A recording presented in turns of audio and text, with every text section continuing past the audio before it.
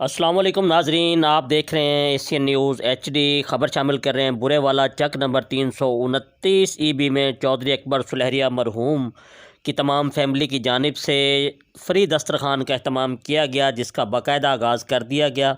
मज़ीद तफसील शबीर हुसैन की इस रिपोर्ट में। जी बिल्कुल, बुरे वाला चक नंबर 329 EB में चौधरी मोहम्मद अकबर सुलहरिया मरहूम की तमाम फैमिली मेम्बरान की तरफ से फ्री मेडिकल दस्तरखान का अहतमाम किया गया, जिसका बाकायदा इफ्तिताह कर दिया गया। इफ्तिताही तकरीब का आगाज़ कारी मोहम्मद सलीम साहब ने तिलावत कलाम पाक से किया। दस्तरखान का इफ्तिताह किसी सियासी शख्सियत की बजाय मुंशी मोहम्मद रफ़ीक से करवाया गया। तकरीब में जनाब कैसर मंजूर सुलहरिया, राना काशिफ आज़म, राना सरवर सुलहरिया, इरफान हयात अकबर, तारिक फ़ारूक सुलहरिया और दीगर मुअज़्ज़िज़ीन और अहले इलाक़ा ने शिरकत की।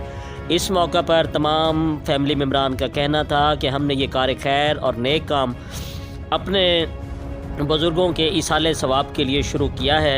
अल्लाह करीम तमाम मुसलमानों को इसकी तौफ़ीक दे।